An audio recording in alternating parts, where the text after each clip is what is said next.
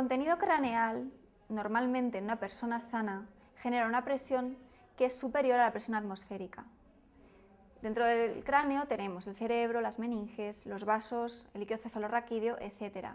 En un contenido más o menos fijo, puede variar ligeramente a lo largo del día, pero la presión se mantiene constante y el cerebro funciona bien en un rango limitado de presiones. Si aumenta cualquiera de estos compartimentos, por ejemplo, por un tumor que aumente el contenido del parénquima cerebral o un hematoma que nos aumente el contenido de sangre de la cavidad craneal, esa presión aumenta.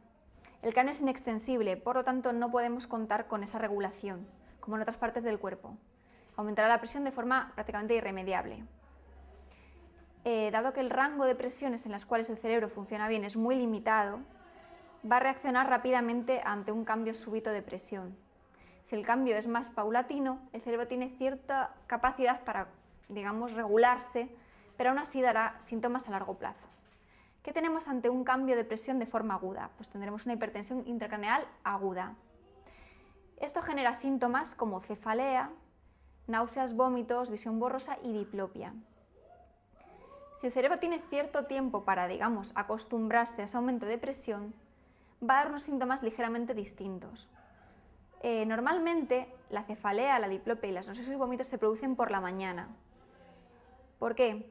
Porque cuando estamos durmiendo, la capacidad que tiene el cerebro de eliminar la sangre venosa es menor por la falta de gravedad, estamos en posición de decúbito. Otra causa del que el dolor de cabeza a lo mejor ceda durante el día pero se presente por las mañanas es que mientras estamos durmiendo se produce un aumento del contenido de CO2 en sangre, ya que la ventilación no es tan perfecta como cuando estamos despiertos. Por lo tanto, se produce una vasodilatación cerebral y aumenta aún más la presión intracraneal.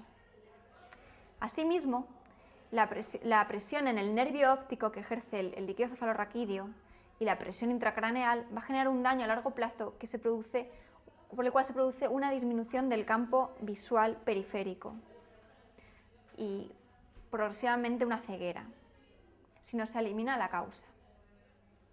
Normalmente este aumento de presión intracraneal tiene una causa objetivable, puede ser un hematoma, un tumor, un edema cerebral por patología hepática o por cualquier otro tipo de patología.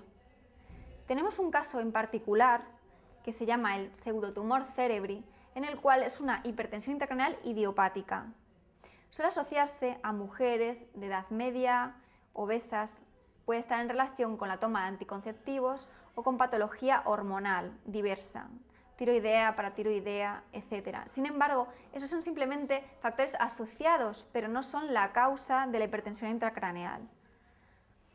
¿Qué hacemos con estos pacientes? Primero, descartar que haya una causa para ese aumento de la presión intracraneal. Tenemos que descartar una neoplasia o cualquier tipo de patología que pueda causarlo, una infección, una meningitis, un edema, etcétera, etcétera. Por tanto, normalmente se les hace una prueba de imagen. Son pacientes que vienen a tu servicio preguntando por unos síntomas que lo primero que orientan es una hipertensión intracraneal. Por lo tanto, tenemos que descartar que haya cualquier tipo de causa curable de esto. Se suele hacer una prueba de imagen y una punción lumbar. Tanto la prueba de imagen como la punción lumbar son normales, es decir, el líquido no está alterado.